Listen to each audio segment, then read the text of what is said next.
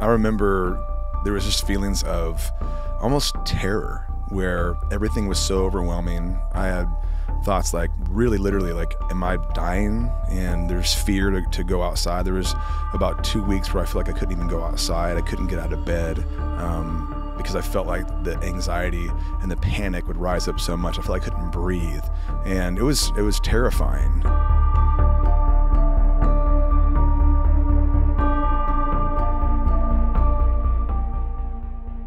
So I took my daughters to Uganda for a missions trip. I remember as I got there, there was this kind of feeling of protection. I'm going to protect my daughters, just me and my daughters. My wife wasn't there. My son wasn't there. So I'm feeling this, everyone's talking about malaria and yellow fever. We had to get a yellow fever vaccine and take malaria pills and all this. And so as a father, I was already, I think, worked up over that. And I remember I started feeling very shaky. Like I would try to pick up something and my hand would be shaking. And I was like, okay. So I remember getting ready to do this outreach we were doing. There was like 30,000 people and I was getting ready to, share the gospel, play a concert and share the gospel. And I felt so shaky. And I'm like, what is happening? I've never experienced that. I wasn't nervous because it wasn't nerves. It was something different. And so played the show, like 1,000 people responded to the gospel. So of course I'm rejoicing, but also like what's happening.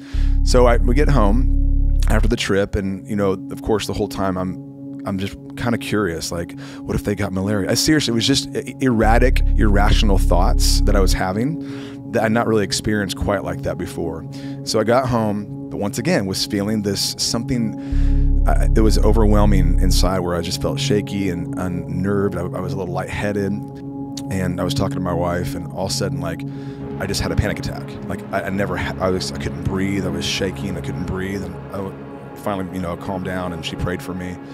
And I was like, what was that all about? And so, I went home. Finally, we were flying home.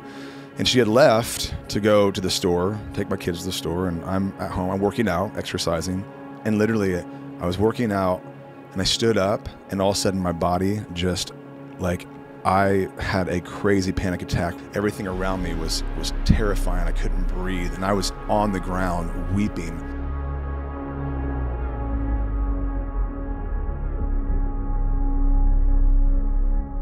So finally, after not being able to even go outside, feeling this immense amount of terror, even having like thoughts like this where like, God, are you real? I've never even when I went through the loss of my wife, I never really had that thought. I had thoughts of being upset or why, questions why, but not like, is there really a God? It was all these, to be honest, it was a very dark thing. And I knew it was the enemy just chiseling away. And this is what happened. So finally, I was just praying and I just said, God, what is it? What is it? Like, why am I experiencing this? And he said, you're trying to control everything, your family. Not like I was trying to control them in a weird way, but to protect them and make sure they're okay. And I was the one that was trying to keep everything under control. So my family, my finances, and my future. The three, it was as clear as day that I was not trusting God with any of those things. I was trying to control them. And that control was so overwhelming that it sent me in a place of just feeling out of control. And that was the whole panic and terror and just I felt out of control. And finally I repented and I said, God, forgive me for not trusting you. I think that sometimes he allows those thorns in our life, like Paul, to make us rely on him. Jesus said it in John 16:33, he said, I say these things to you that you will have peace. In this world, you will face trials of many kinds. You're going to face trials. Like, we live in a fallen world. Like, that's just a part of what's going to happen. But then he said, but take heart, I've overcome the world.